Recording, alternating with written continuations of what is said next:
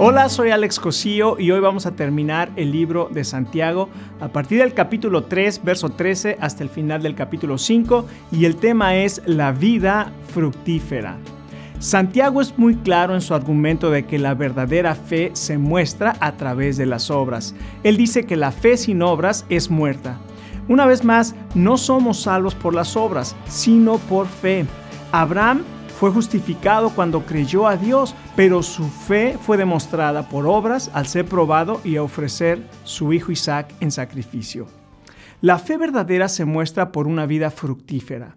En el resto del libro, Santiago habla de 3 aspectos de una vida fructífera que es el resultado de la fe genuina. En primer lugar, la sabiduría celestial. En segundo lugar, la generosidad de corazón. Y en tercer lugar, la oración de fe. Vamos a leer Santiago capítulo 3, los versos 13 al 16. ¿Quién es sabio y entendido entre ustedes?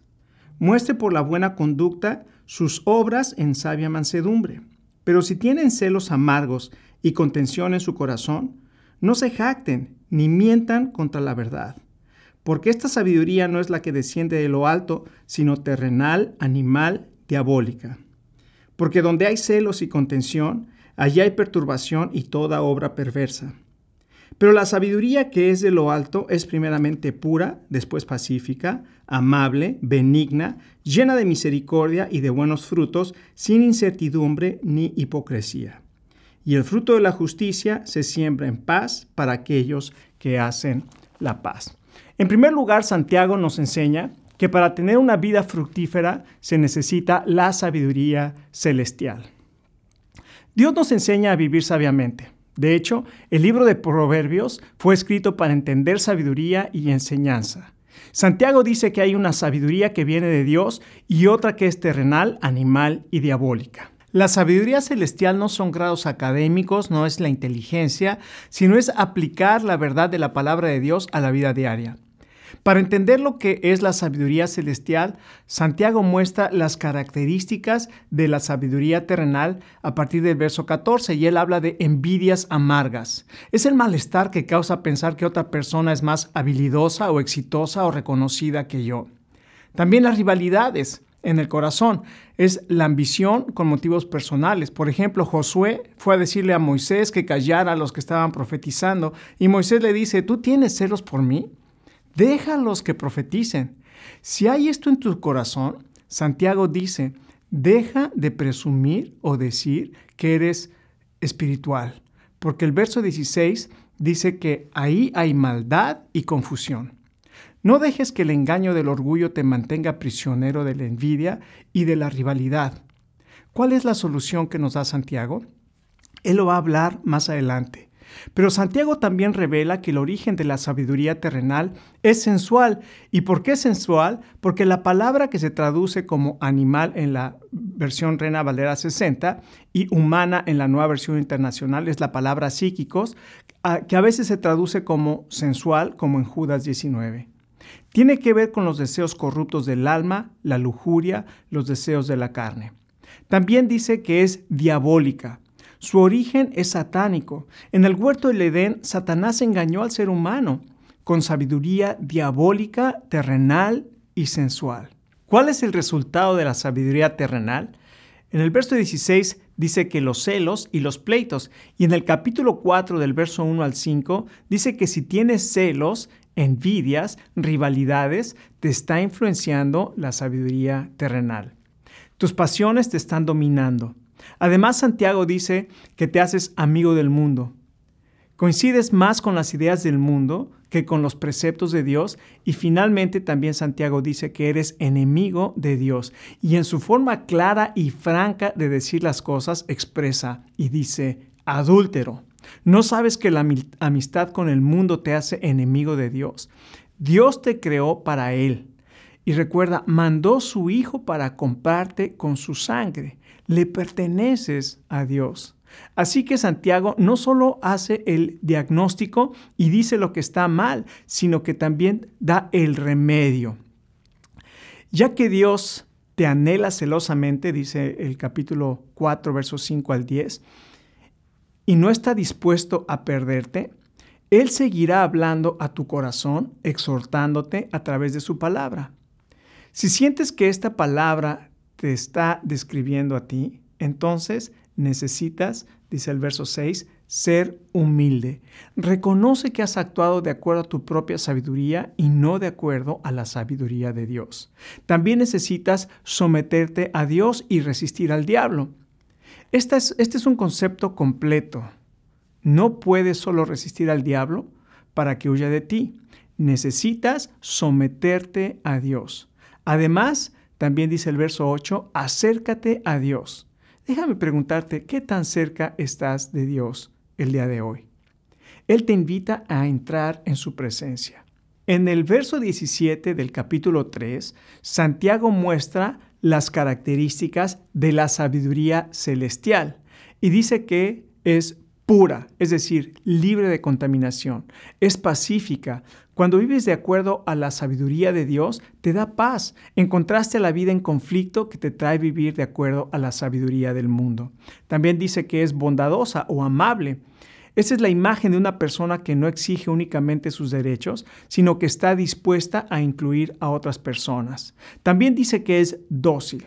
Se puede ajustar fácilmente, es obediente, es ajustar nuestra opinión y nuestras acciones a la palabra de Dios. Y también dice que son buenos frutos y que es imparcial, sin discriminación de personas y también es sincera o sin hipocresías.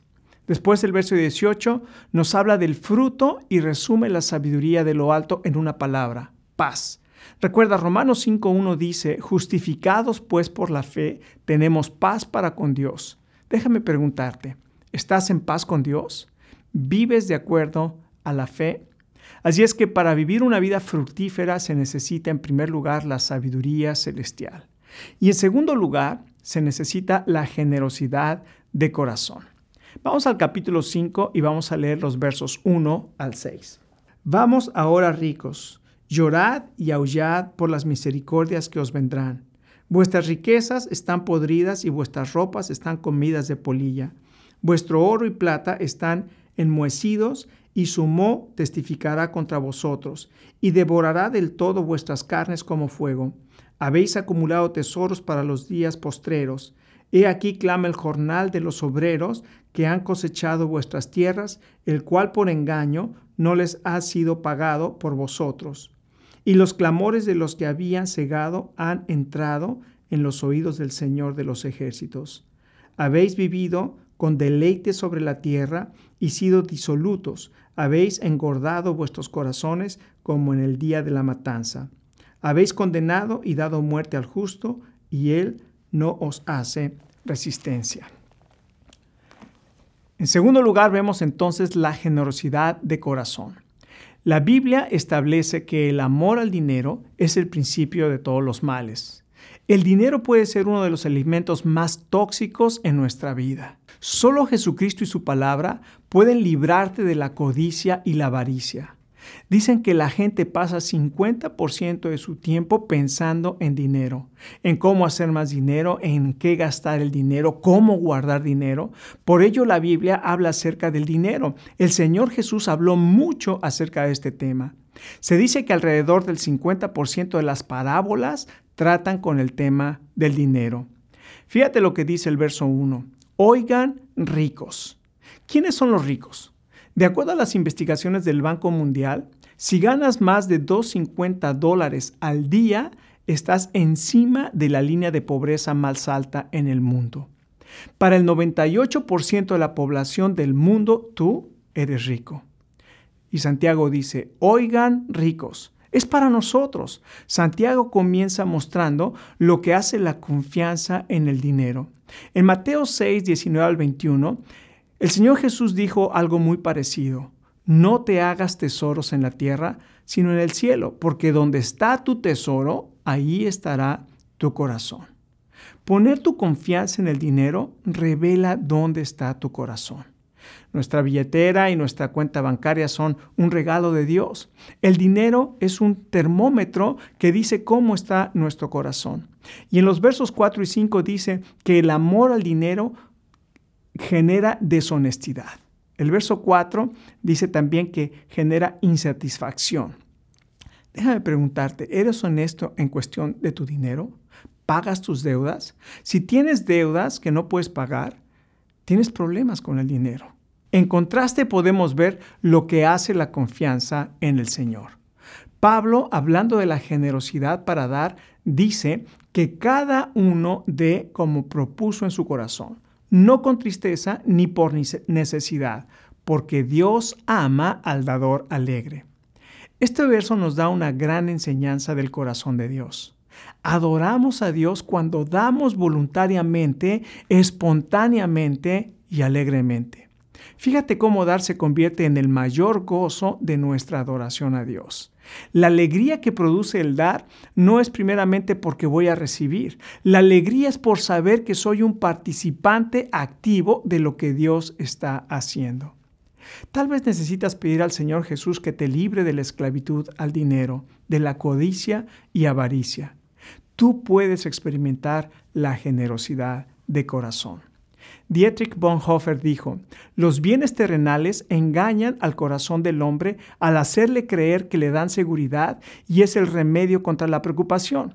Pero en realidad el dinero y las posesiones son lo que causan ansiedad y preocupación. El Señor Jesús y Santiago nos enseñan que poner la esperanza en las cosas, ya sea tu casa, tu carro, trabajo, dinero, ahorros, solo crea ansiedad, no la quita. En cambio, la generosidad resulta en alegría y paz. No hay mayor paz que saber que en Jesucristo nuestro futuro está asegurado. Para vivir una vida fructífera, entonces, se necesita en primer lugar la sabiduría celestial, en segundo lugar la generosidad de corazón y en tercer lugar se necesita la oración de fe, como vemos en los versos 7 al 20. Santiago nos exhorta a tener una vida fructífera en la oración. Y dice que con paciencia en la prueba, los versos 7 al 12. Por tanto, habla de las pruebas y adversidades que un cristiano ha pasado. Prepara en oración tu corazón como el agricultor prepara la tierra para sembrar. ¿Quieres tener un buen matrimonio? ¿Qué estás sembrando? ¿Cómo están tus relaciones con tus hermanos? Santiago nos anima con el ejemplo de los profetas en el verso 10, quienes llamaron al pueblo al arrepentimiento y fueron pacientes, como lo fue Job, que soportó una gran prueba y al final recibió la recompensa del Señor. Los versos 13 al 18 también nos hablan de cómo preparar tu corazón en las experiencias de la vida. Por ejemplo, él habla de la aflicción. Si estás sufriendo dificultades, ora de forma personal. Si estás pasando en alegrías, canta alabanza. En enfermedad, dice el verso 14 y 15, confiesa y ora con fe, porque finalmente dice que te preparas orando. ¿Cómo? Con propósito. Elías oró fervientemente y no está hablando de fanatismo, sino de orar con un propósito firme. La oración que oró Elías fue guiada por Dios y tenía el propósito de traer juicio y arrepentimiento. Y finalmente, en los versos 19 y 20, se nos dice que la oración de fe es para restaurar a los hermanos. La Biblia tiene varios ejemplos de personas que se extraviaron en el camino. En el Antiguo Testamento, Lot, el sobrino de Abraham, se apartó y llegó a vivir en Sodoma. Abraham intercedió por él y lo libró de la muerte en el juicio de esa ciudad. Tú tal vez conoces a alguien que está apartado del Señor. Ora por él o por ella. Háblale. Si te interesas por él o por ella, búscale y le guardarás de la muerte, no de condenación, pero cubrirás multitud de pecados. Santiago es un maravilloso libro que nos hace reflexionar para ver dónde estamos en nuestro caminar con Dios. El Señor te anima a que seas honesto contigo y con Él. Y déjame preguntarte, ¿estás extraviado o restaurado en este día? Necesitas reconocer dónde estás en relación a Dios. ¿Estás venciendo en las pruebas o cayendo en tentación? ¿Eres oidor o hacedor? ¿Tu fe es viva o muerta? ¿Edificas o destruyas con tu lengua? ¿Usas la sabiduría celestial como la paz y la pureza, o la terrenal con envidia y pleitos? ¿Eres un buen administrador del dinero o el dinero te controla a ti? ¿Cuál es tu respuesta a Dios del análisis de tu condición en este libro de Santiago? Recuerda, la vida fructífera es el resultado de la sabiduría celestial, la generosidad de corazón y la oración de fe. Vamos a pasar al estudio en grupo donde recibirás mayor bendición al compartir unos con otros.